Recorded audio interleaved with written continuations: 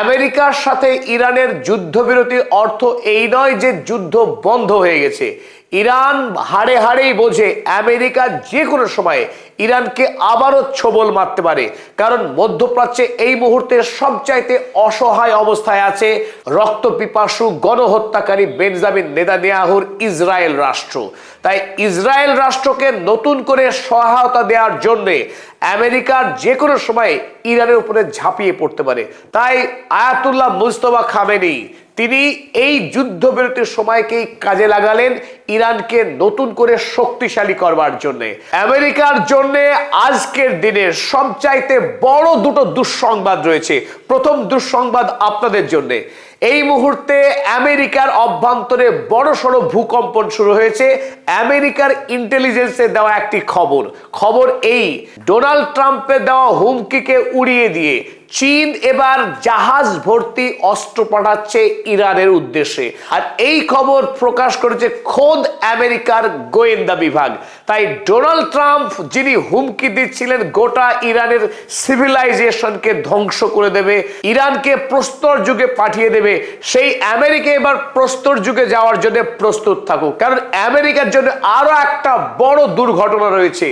আজ strait of হরমুজে আমেরিকার তৈরি সবচাইতে দামি একটি ড্রোন বলা খানিকটা ভুলই হবে, আস্ত একটা বড় এয়ারক্রাফট, আমেরিকার বহু টাকা এবং বহু শ্রমের বিনিময়ে তৈরি হওয়া নর্থরপ গ্রুমম্যানের তৈরি একটি অত্যাশ্চর্য ড্রোন, যে ড্রোনের কাজ হচ্ছে মাটি থেকে প্রায় 15 কিলোমিটার উচ্চতায় গভীর আকাশ থেকে মাটির সমস্ত খবর গোপনে সংগ্রহ করা।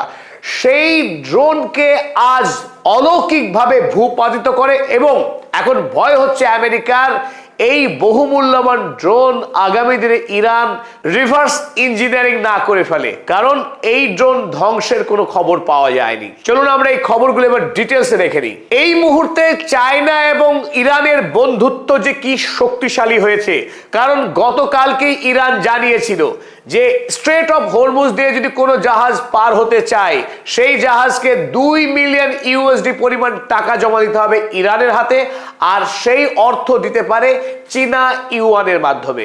আর এই ইউয়ান আগামী দিনে শক্তিশালী হলে মার্কিন সাম্রাজ্যের পতন যে ঘটবেই সে কথা শি জিনপিং এর চাইতে ভালো আর কেউ বোঝে না।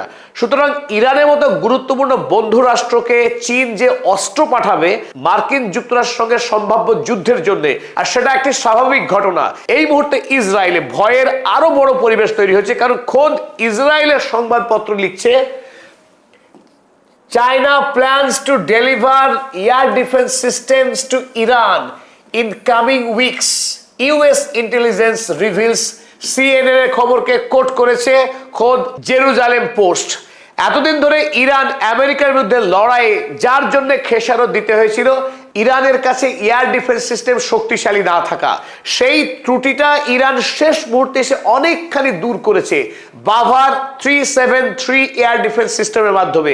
নিজস্ব দেশীয় প্রযুক্তির তৈরি সৈয়দ 4 মিসাইল ব্যবহার করেছিল তারা বাভা 373 এয়ার ডিফেন্স সিস্টেমে, যে প্রযুক্তির মাধ্যমে একাধিক মার্কিন যুদ্ধজাহাজকে ভূপাতিত করে দেখিয়েছিল ইরান।